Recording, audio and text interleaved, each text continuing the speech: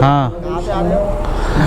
कोलकाता। कहाँ से? कोलकाता। कोलकाता से आ रहे हो, कहाँ तक जाना है? Welcome back to my another blog. তো আমরা এখন জার্নি করছি কলকাতা থেকে দার্জিলিং। তো দার্জিলিংয়ে আমরা অনেক কটা অফবিট ডেস্টিনেশন আছে, সেগুলো আমরা ঘুরে দেখব আর তোমাদের সঙ্গে শেয়ার করব। তো তোমরা যারা আগের ভিডিওগুলো এখনও দেখোনি, তো ভিডিওগুলো এখনই গিয়ে দেখে নাও, তাহলে আমার এই সিরিজের সঙ্গে কানেক্ট থাকতে পারবে।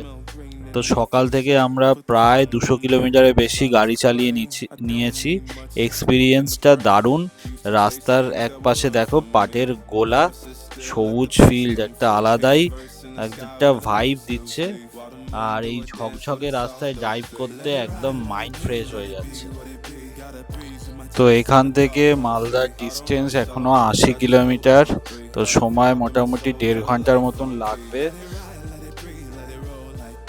তো আমরা এইবারে বেশি ব্রেক নেবো না, ঠিকই করে এসছি, কারণ পাহাড়ে উঠতে উঠতে অনেকটাই সন্ধে হয়ে যায় আর মানে ফিল করা যায় না পাহাড়ের ওই ওয়েদারটা। তো আমরা এবারে ঠিক করেই এসছি যে দিন থাকতে থাকতে আমরা পাহাড়ে উঠে যাব একবারেই।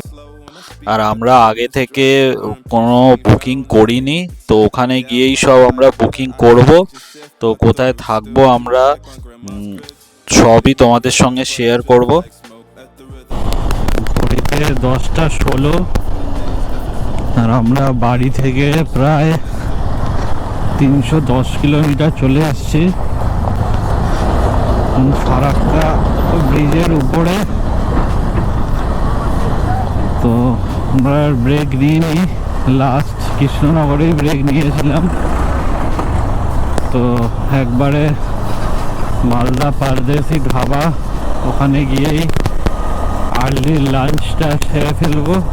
রাস্তা ফারাক্কা ব্রিজের উপরে রাস্তা এত খারাপ, কত দূর দেখো জল, যদি দেখতে পাও গোপ্রোতে যদি দেখা যায় তাহলে দেখো কত দূর জল। আর আমাদের ফুয়েল রেঞ্জও 80 দেখাচ্ছে। তো আমাদের একটু ফুয়েল আপও করে নিতে হবে। তো আগে যে কোনো একটা পেট্রোল স্টেশন থেকে ফুয়েল আপটা করতে হবে।